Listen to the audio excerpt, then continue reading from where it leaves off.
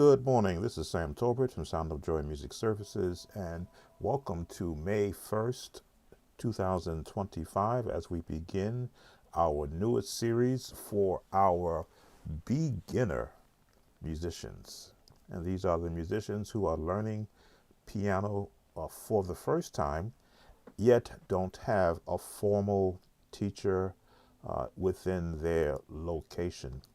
We're just setting up things here. We're in Studio B, so you're not going to see my face. I don't have a camera set up yet for Studio B, but this is a good place to begin actual practice sessions. Now, we're using a workbook we created back in 2011 because the information in there is still relative for brand new musicians. Give me a chance to type in a welcome to the podcast for those who will be joining us live. These will not be long sessions. You are free to offer comments, but we will not be doing any viewer requests. This is strictly for brand new musicians. I have been monitoring all of the requests since I started doing viewer requests, and the one thing that I've found to be common is that a lot of our musicians' skill sets don't match the requests for the songs that they're asking for. So this is to give a firmer foundation to musicians who want to be able to sound like the album, or at least to grow past the number system, grow past every song being in the key of C, so they can use the transpose button to reach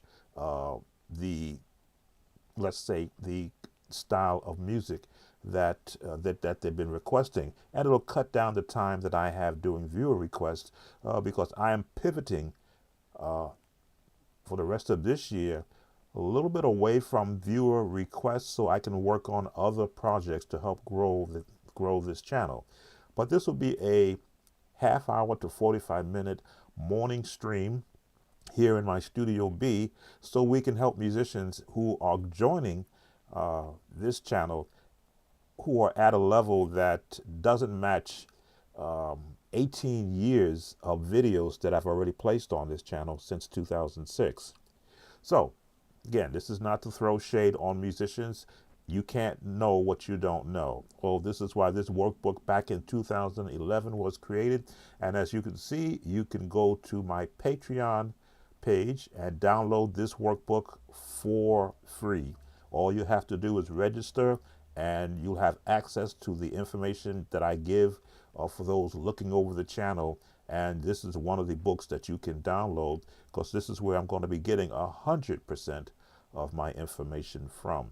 All right, that's my opening monologue. For those who are coming in, let's go to, because I'm working off my Studio B, so I have one monitor and another monitor there. So this is the workbook. I want to make sure that's working. Created in 2011 when I did have a formal online course. So a lot of the information in here is old. You know, no one is using MySpace anymore or all those good things, but I was back then. So I created this workbook, again, for musicians to be able to have the same information that helped me grow as a musician. Even though I was playing, there was a lot of things I didn't know. Number one was how to correctly play all the different scales. And you'll see every video that I create opens up with a scale for one reason, well, two reasons basically. And I do explain what those reasons are in this book. Give me a chance to see if I can expand this. There we go.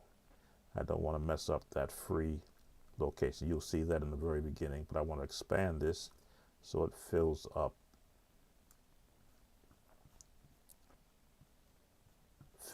the page now.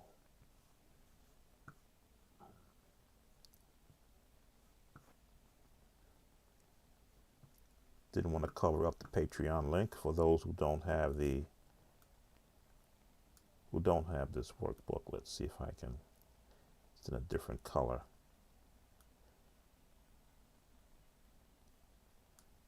that off to the right, move that off to the right so the book can be seen. All right, so this is where we're going to be starting.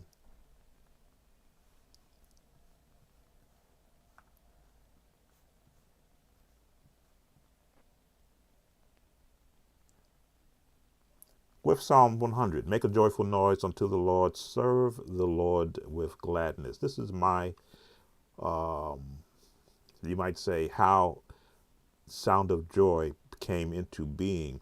This scripture was the guide for my company title name, Sound of Joy, taken from this scripture. Make a joyful noise. What is a joyful noise? It's a sound of joy. The musician's prayer. Oh Lord, bless this music that it might glorify your name. May the talent that you have bestowed upon me be used only to serve you. Let this music be a witness to your majesty and love, and remind us that you are always watching and listening from your throne above. May your presence and beauty be found in every note played, so that it reaches the hearts of your people and draw them closer to you. May your spirit guide us through every measure, so that we might be the instruments of your peace and proclaim your glory. Amen. So if you are a viewer of my channel and you have joined the free Patreon, I'll have to put that link on another site, another page. Then you have access to this book. We are going to where it says Table of Contents, New Musician. This is what this podcast is for. Those who have never had someone either share with them a book or give them the tips and techniques to becoming proficient as a musician.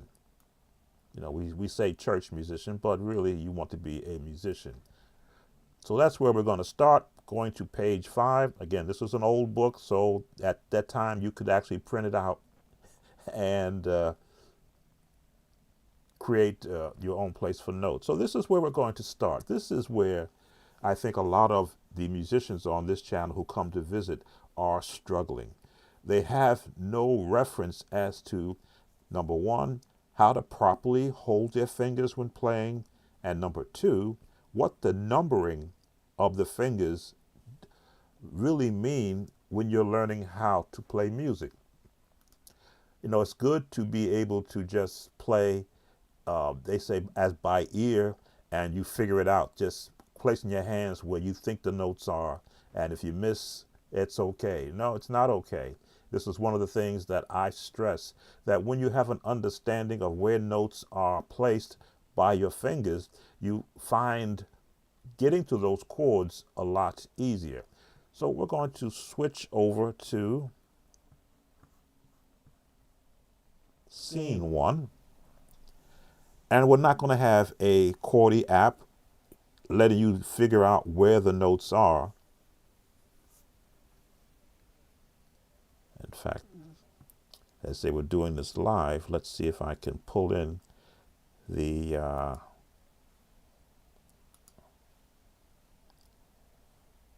Patreon link for those who may want to go and download the course workbook free. You just have to register with an email address, and then you have access to not just that chord book, but for some other information that I've placed for those who are just looking over the site. Give me a chance to create the link for that. Doing it live, as they say. There it is.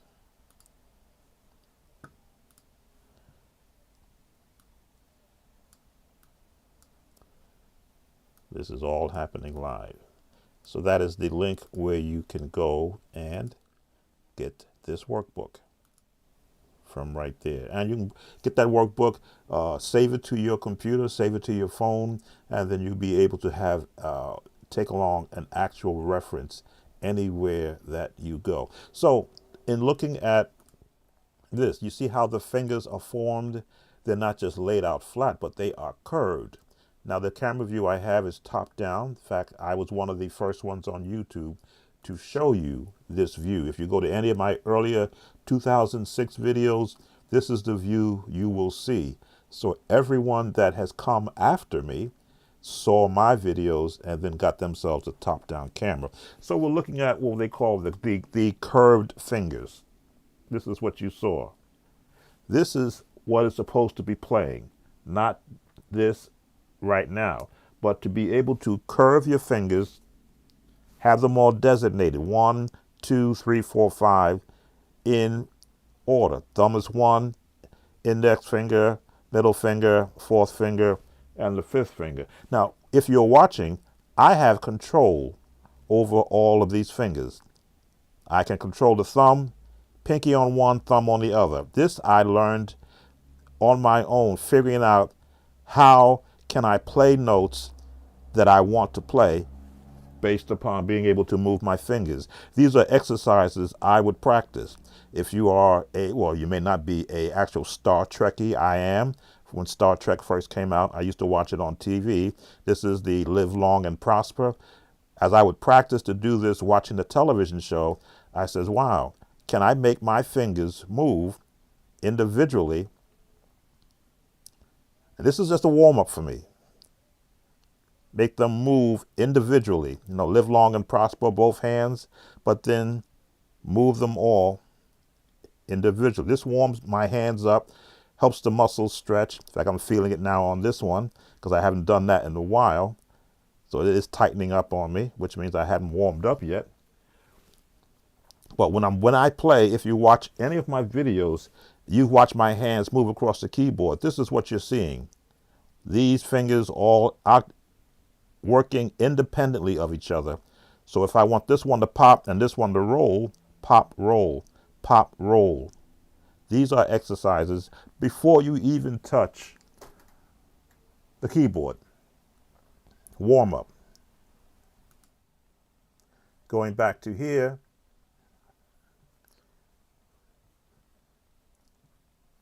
you have a basic generic look using the workbook of where the notes are on the actual keyboard and their association with we'll call it a generic scale of notes. So if you were going to learn how to transcribe a hymnal, they don't do that anymore, you have a point of reference to know where each note, starting from the middle C all the way out, where they all are represented on a keyboard. Again, I put some text in there so that you can have some insights as to why you're practicing these scales. So we're going to get to the scales themselves. We'll do right here, scale finger practice. Now this is what they don't show. Musicians don't share with each other how they practice.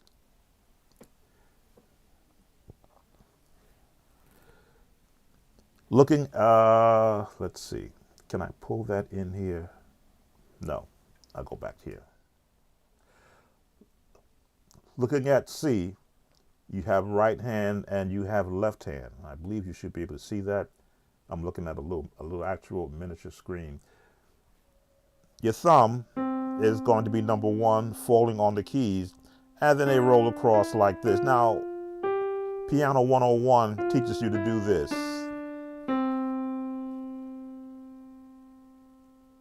This is piano number 101. Let's change my view.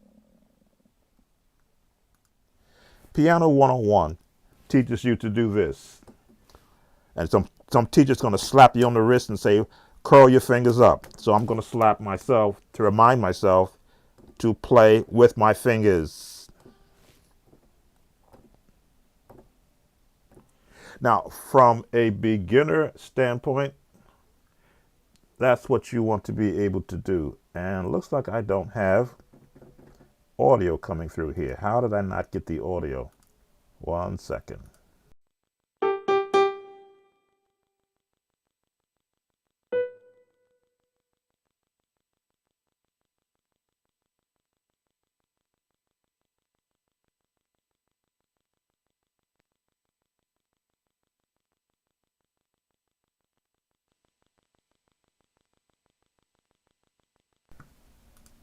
Now that should work better. Okay, so I had audio messed up. Sorry about that. Yeah, I got to replay what I was just talking about. So when you're playing or practicing, you want to be able to move your hands in that same image that you saw. This is what I think a lot of musicians, where a lot of younger musicians are uh, being delayed in their growth, is they don't know that their fingers are supposed to do the playing, not their entire hand as they're learning.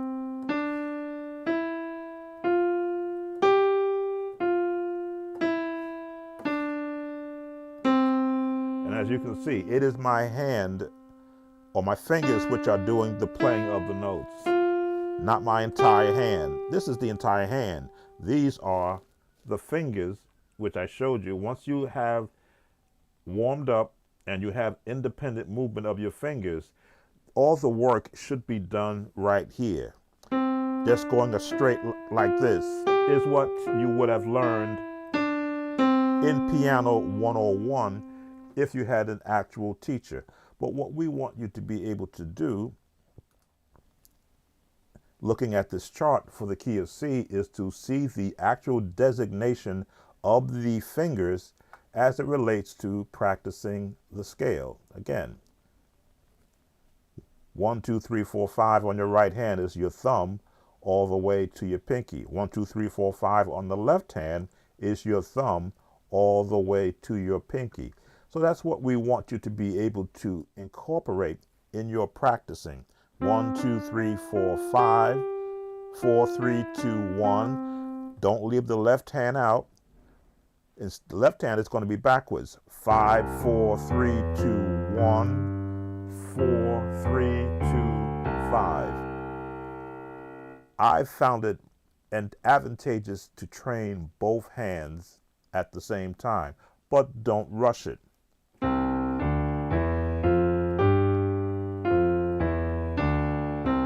Now, yes, this is going to sound tedious and boring for those of you who are watching live and who are watching the replay. This is boring. I want chords. Well, that's the other 2,900 plus videos I have on this channel. This podcast is for the musicians who are coming in who are struggling adapting to the other videos I have that are for the musicians who are currently actively playing at least 5 more years. Because I do see the requests when they come in and kind of question, why do everybody or the majority of new viewers want everything in the key of C? Can you transpose this in the key of C? And I said, well, gee, C must be comfortable because of the transpose button. But if I give you the basics of playing, minus all of the technology of Chordy app and showing the chords lighting up on the screen, this is how I learned. And this is how I can walk to the piano and look at it and go, okay, without a problem. That only comes from this. So we're looking at the key of C, and we're looking at how the numbers are laid out for the right hand. 1, 2, 3, thumb cross underneath. 1, 2, 3, 4, 5. And back down. 5, 4, 3, 2, 1. Over the top, 3, 1, 2. Then you go back up. 1, 2, 3. Then now the thumb pivots. And you're going to find the thumb is the most important pivot point in all of your playing, because it's going to determine where the other fingers can land.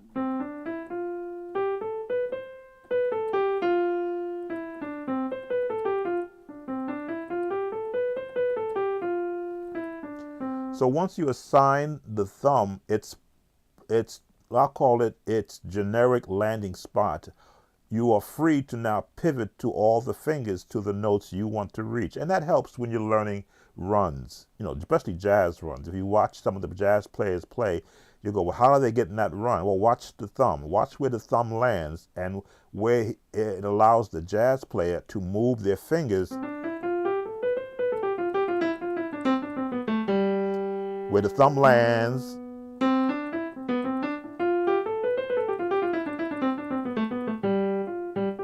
The thumb allows a note to be reached, and so that the others will have the ability to reach. Welcome, God Angel. I can only play in C, but have a hard time trying to play by ear, finding the correct key to transpose. Yes, that is the Achilles heel to a lot of the younger musicians and the newer musicians. There's no one showing you or throwing down breadcrumbs, I'll put it like that, to finding every key on the piano or the keyboard, so where you can now grow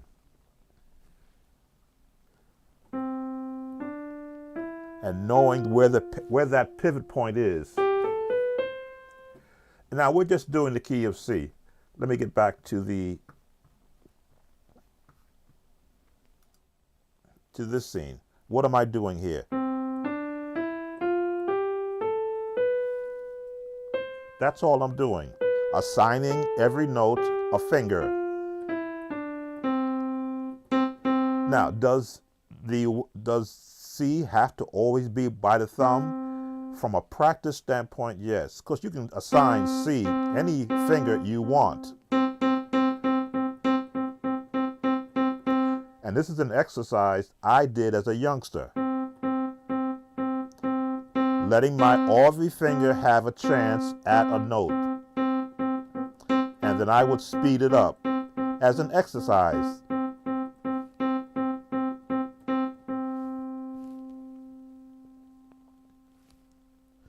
Because I never knew what note I might want to play while these fingers are occupying that note. And you can see this is all every finger taking the same turn. As I'm thinking about it, like a drummer would practice playing the drums. Again, the piano is a percussion instrument first, which means it won't make a sound until you strike it, and it's get louder as you strike it louder. Now, just a lot of the keyboards now, musicians are layering their sounds so that they can sound like they're a huge player. I always loved the straight piano sound without having strings, pads, and all these effects layered behind it, confusing my ear. I want to know how hard I'm hitting it, how long I'm holding it. Can I go soft? Can I go loud? And can each finger have access to that note? And switch off to the left hand.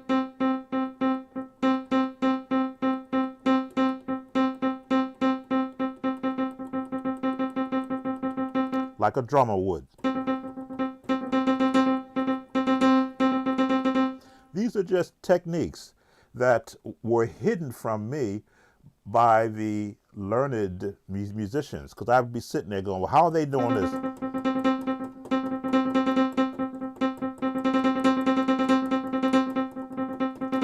Until I just took the time to look at it and try to listen to it and go, well, gee, what are they doing?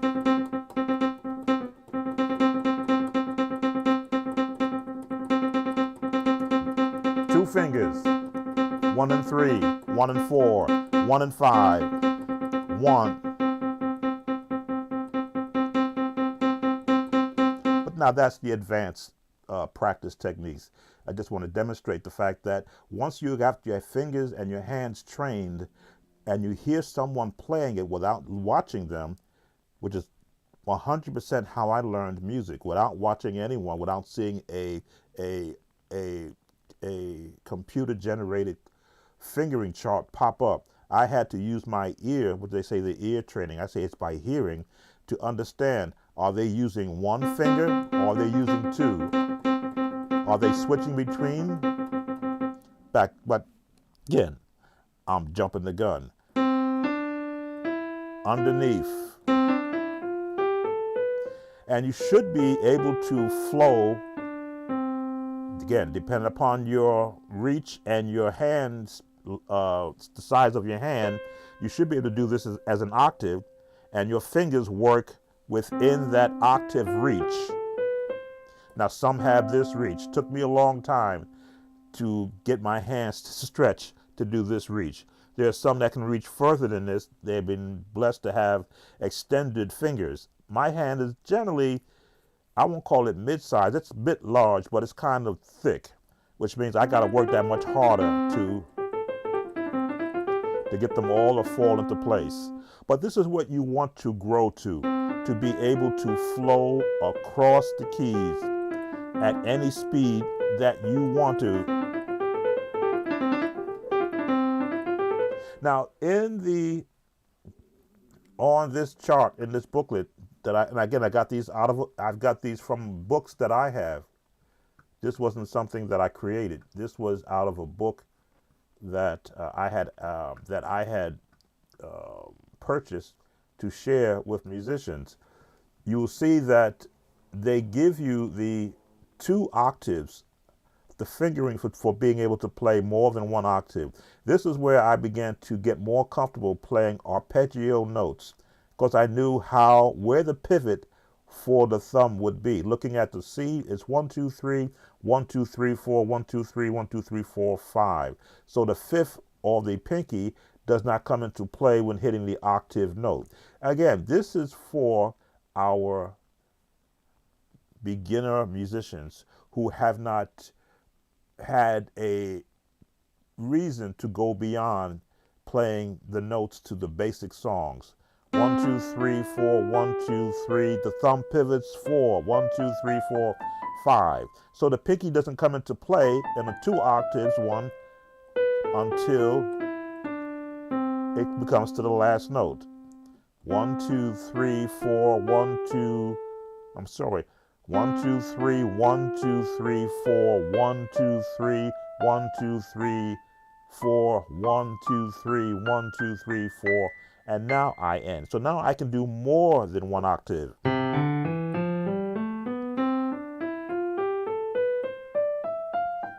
How far do I want to go? To the last note. Now the trick is going back. We'll slow it down.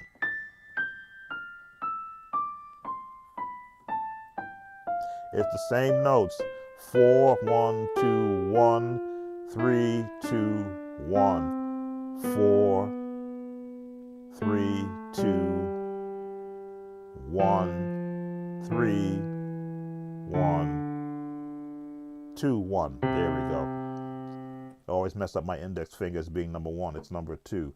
This helps you now hear where every note for the C major scale is found and how you can get there.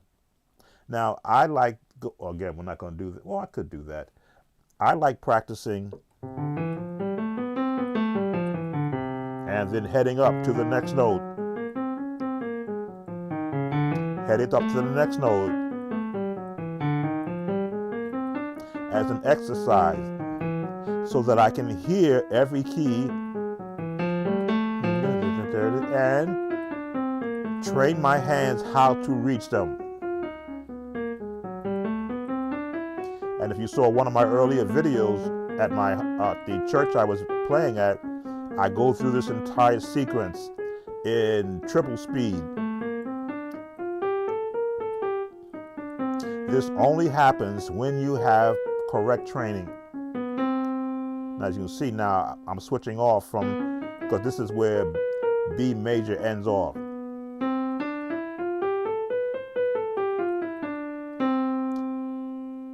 Not the correct way to do it from the book, but because I've gotten more comfortable finding the notes, I can switch off.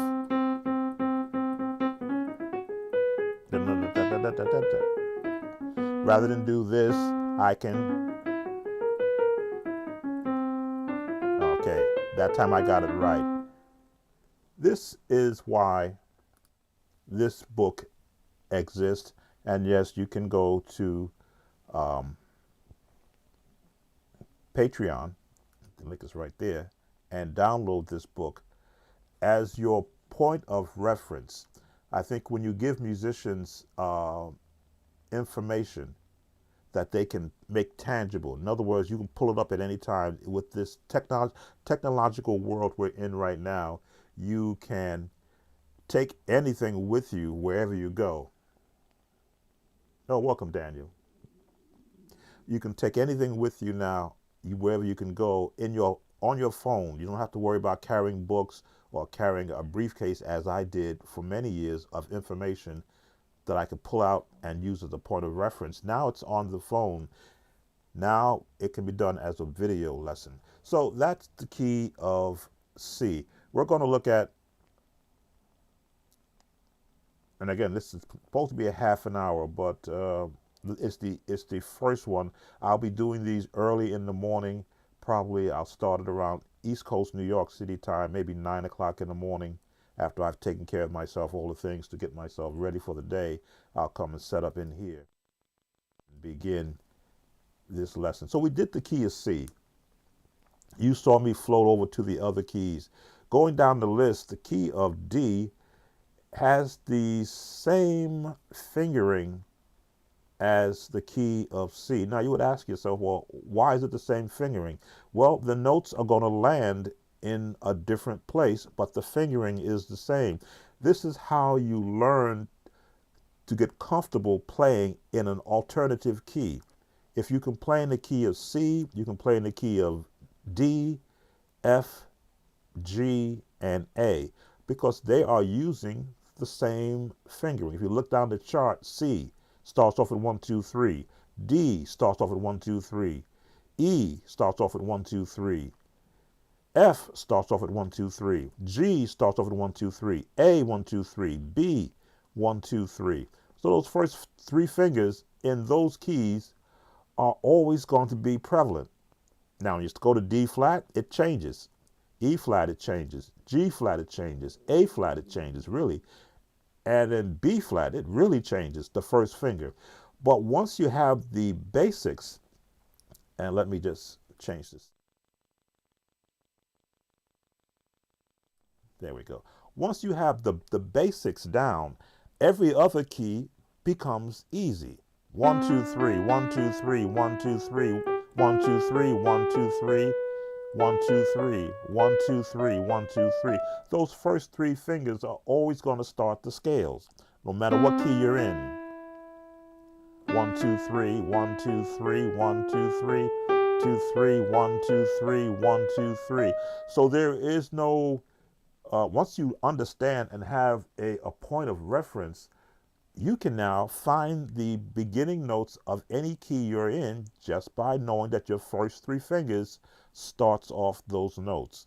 Again, 1, 2, 3, go to D. 1, 2, 3, go to E. 1, 2, 3, go to F. 1, 2, 3, go to G. 1, 2, 3, go to A. 1, 2, 3. The key everybody hates, B major. 1, 2, 3. And you're back to C.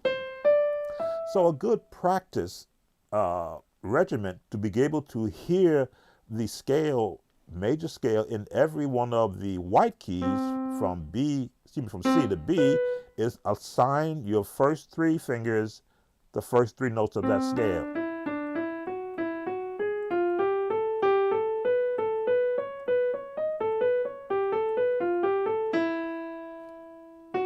There it is.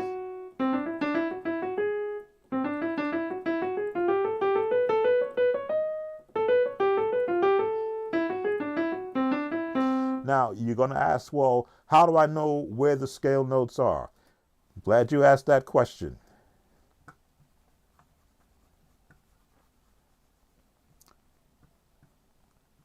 I got to just get my mouse to go back up here. Here's how you find out where those notes are.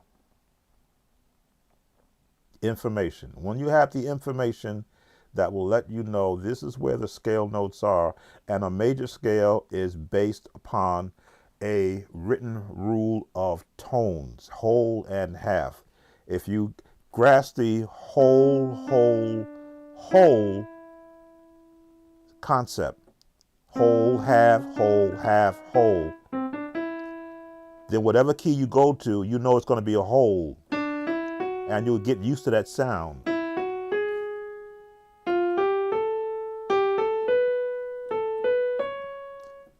Later on, you will learn about the, I believe they're sharps and flats that help to assign sheet music references to chords. But once you know the actual basics, then you'll be able to practice with a purpose.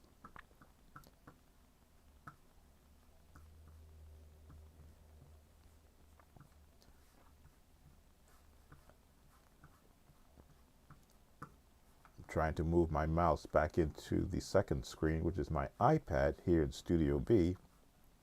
It's like there's a trap door somewhere. There it is. All right.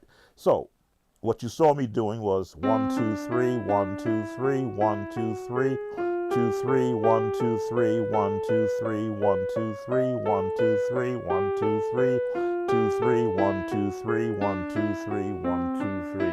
Just this exercise right there is training your fingers to move independently, training your ears to hear the notes that are in those keys. And when you find songs that are not in the key of C, where you may be comfortable at hearing them, you can just do these exercises,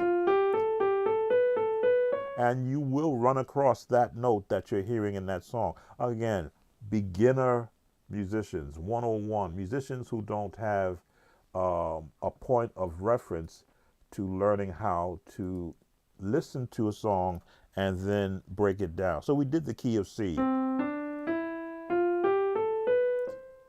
And I said the key of D is the same fingering. 1, 2, 3, cross underneath the thumb, 4, 1, 2, 3, 1, 2, 3, 4, 5. The same fingering for a different key. But now we are in a different note. And the key of D has what they call 2 sharps. Now,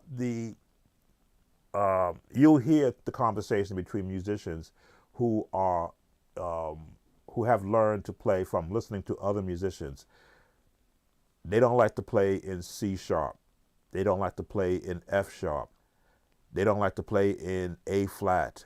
They don't like to play in, what is the other one they use? In E flat. And you go, oh, okay, what does that mean? Here is the nomenclature of theory. This is a major scale. No sharps, no flats, all straight across. And it is the only key that will have no sharps or flats in its major scale, which is why it's the quintessential training point for every musician. I say they should be trained in a key that has sharps and flats so they will know that they exist. The sharp is a half note above where you start. That's a sharp. Think of a pin. The top of a pin or top of a nail is what? Sharp.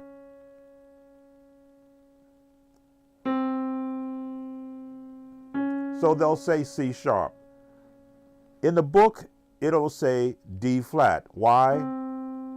Half a step down, D flat. Down.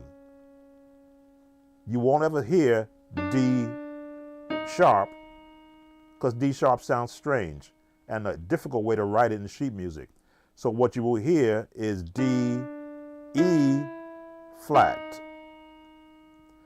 Now, is saying D sharp wrong? No. It's just more easier to say E flat. D flat. But musicians, because they only got half of the information, they will say C sharp. Now, I said C sharp for years also, because I didn't have the information until I got a hold of a book. And I said, oh, I'm half right. which is why I make the workbook available, because in the workbook, we give you this information. And then what you will see here is you have D flat, C sharp with the same designation. Let's see if I can zoom in on that. Again, this is to help educate our musicians who don't have a formal instructor. There we go. You will see that C sharp is also D flat. So half right, half wrong.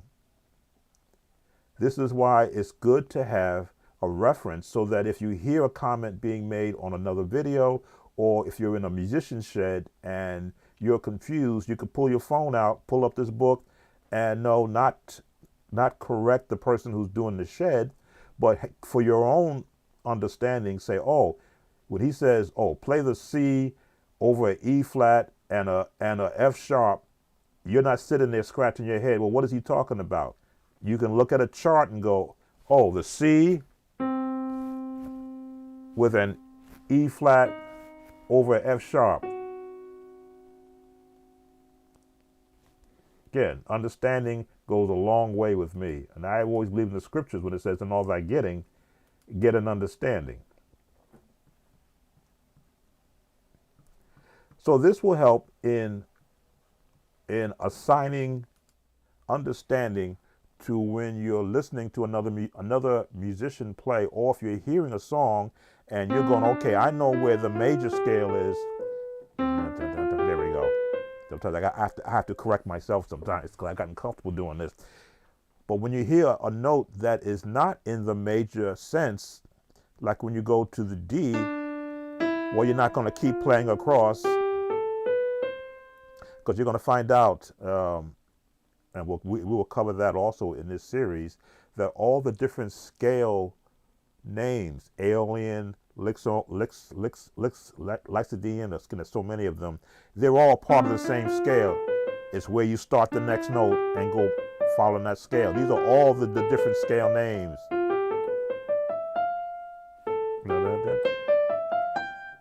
All those terms come from starting the same scale, but in a different note. But let me digress. D major, 1, 2, 3, 1, 2, 3, 4. Pinky stops it off at 5 if you desire to go one octave. But in our instructional book, we always want you to go more than one octave, which means that thumb has to cross underneath to start it off again. And then all of a sudden now it becomes easier to practice because of where the thumb lands. And now you can finish it off. You can hear all the notes that are in play. So that's the key of D. Again, left hand we can't leave out. But I realize a lot of our musicians don't practice with both hands, which is a misnomer. Welcome, Smart Show. Oh, thank you. And hi, Dimitri. Which is a misnomer, because you want your left hand trained as well as your right hand, because the left hand becomes that assistance of bass notes and chording for the right hand. So this frees the right hand from having to do so much work. Let me see, 1, 2, 3, 4, 5, 3, 3, 2, 1. Let me just make sure I got that right. 5, 4, 3, 5, 4, 3, 2, 1. This is for D. 3, 2, 1. I've gotten so comfortable at doing what gets me to the note quicker, I have to go back and review also.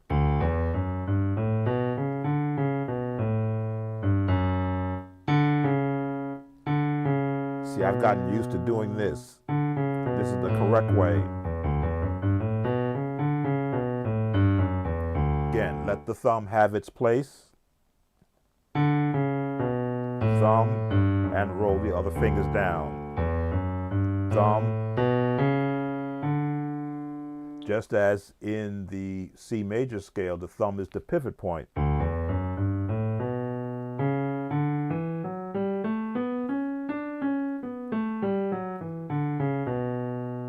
already messed it up.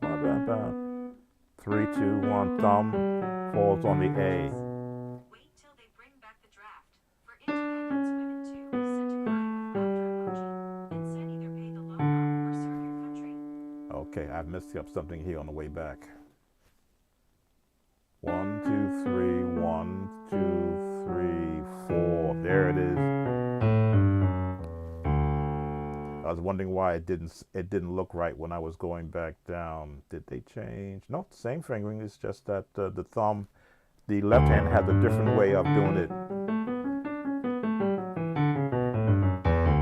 As you can see, once I get comfortable in going back to the basics, all of a sudden I can play those different runs. So playing both together is just a matter of assigning every hand a note.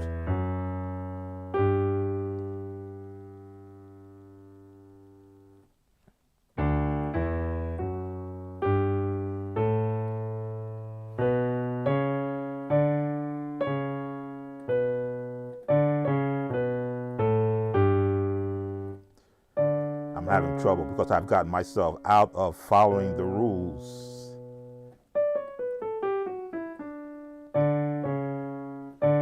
See, the thumb is already crossing underneath. I don't want it to do that. Now cross underneath. Follow it down. Discipline. Discipline is rule number 1 when you are learning to play music, and you've got now a reference that says this is how it should be done. As you get more comfortable doing that, you can do like I'm doing and switch off. See, I'm letting the thumb take a place, because usually my left hand is playing bass notes, so it's about it's almost a muscle memory that says, I know this is the correct scale, but you want to have the thumb here in case you want to do a run. That's when you get to that level where you want to get to, how the quickest way you want to get there, because there's another note coming after that. But if I want to do the scales correctly, then that is the correct way to do it.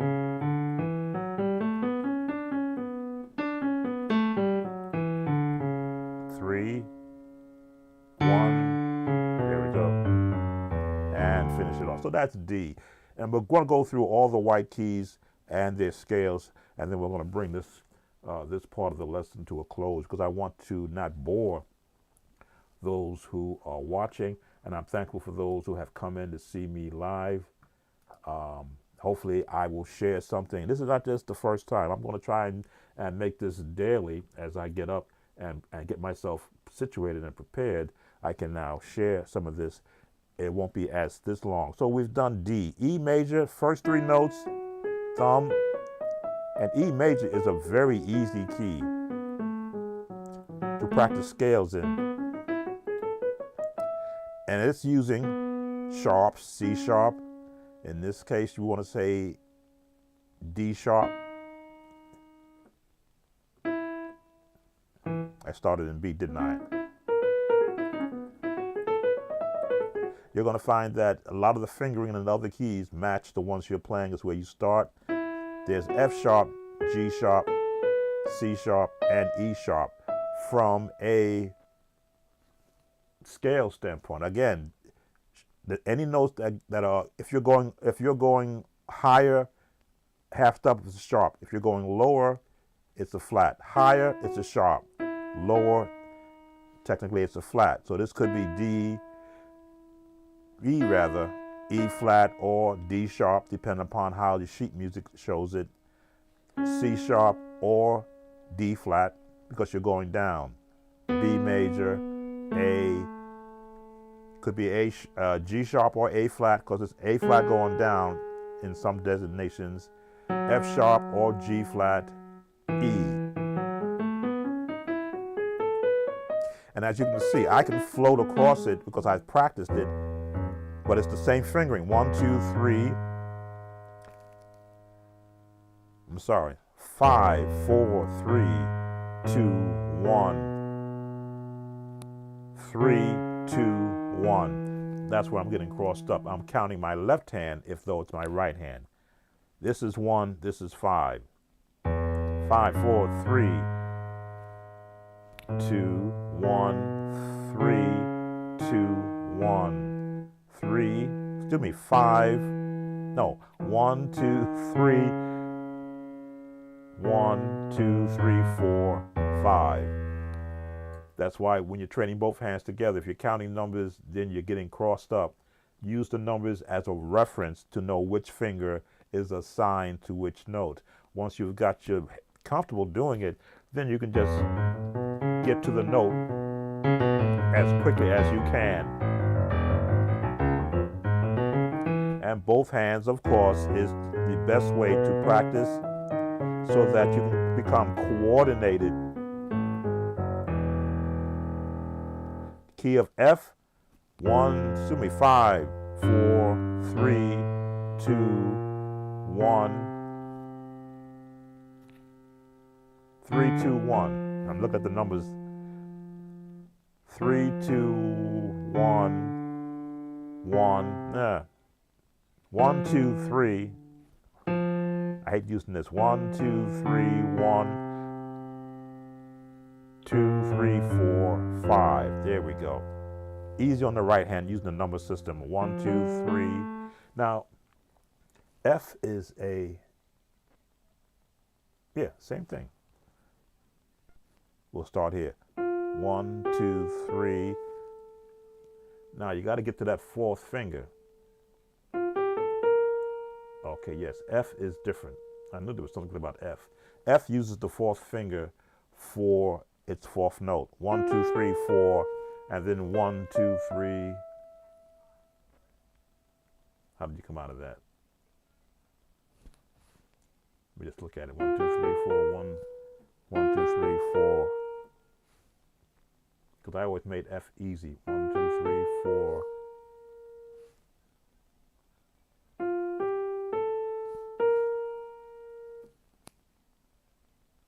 One, two, three, 4.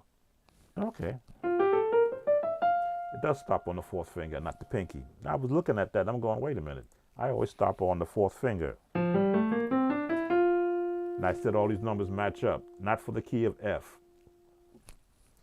Let's go back, and I'll show you what was throwing me. Again, because I don't look at these charts anymore. But when I have to talk to them, I got to make sure that I'm correct in what I'm saying. Key of F, and again, my intent is not to confuse you with information that I myself don't use. There we go. Key of F. That's where I made my mistake because I've gotten so comfortable. Key of F doesn't end on the pinky on the last note. If you look at the key of C, it ends on 5, which is the pinky, 5 for D, 5 for E. Key of F ends on the 4 because of the positioning. G ends on the 5, A ends on the 5, B ends on the 5, which is the pinky. Let's assign that to pinky. But the key of F, that is the tricky key. That's the key where it has one, they call it a flat and not a sharp in the scale terminology. F, G, A, B flat, not A sharp, C, D, E, F. Again, theory. It's just nice to know that how they actually talk to it.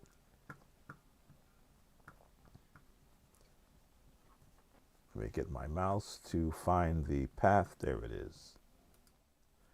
The key of F. 1, 2, 3, 4. That's considered a B flat, not an A sharp. 1, 2, 3, 4. So if you're doing it 2 octaves, there's your thumb And there's where it ends, on the fourth finger, not the pinky. Everyone else, other note key ends on the pinky except for the key of F in this sequence.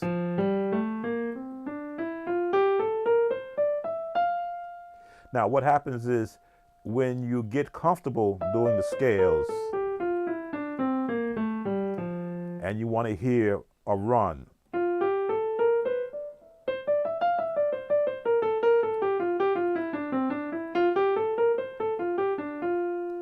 you will decide which finger you want to use to get to the note you want to play, because there's another note going to follow. There's the fourth, but I just switched off. Watch me switch to get to that note. Now that should have been the fourth, but this is more comfortable. Why? Because I got another note following. Switch off, switch off. There's the scale. Now the pinky, fourth. And if you don't know that melody or that series of notes, that is from the Popeye cartoon. Let me see.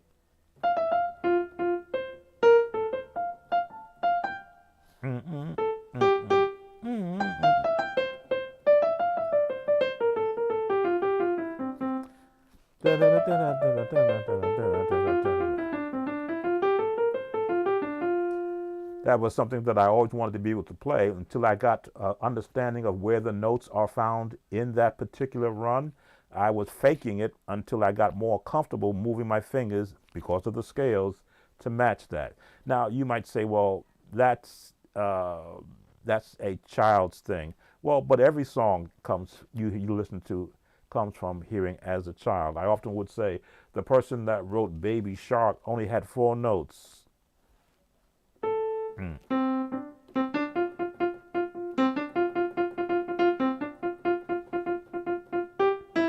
That's Baby Shark.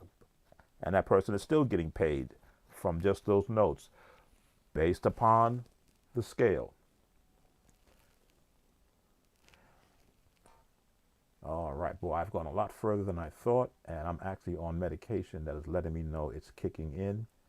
So we're going to stop there. Well, we'll go to G. Because again, the same fingering, and there's our F sharp, not G flat, in the G major scale. Key A, sharps, sharps, sharps. B major, all sharps. A sharp, G sharp, F sharp, D sharp, E sharp rather. No, D sharp, right, D sharp, C sharp, and B major. These are the theory things from transcripts that have been etched in stone, so that when a person is playing by sheet music, they're not being confused by seeing so many occidentals on a page.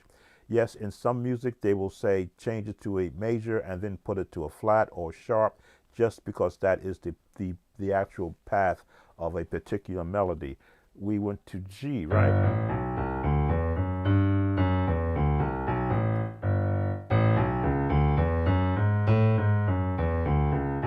And B major.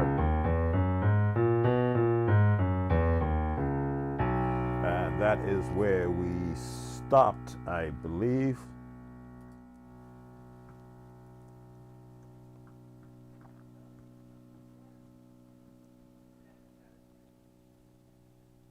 Right. That's where we stopped, at B major. So we're going to bring this opening podcast to a close.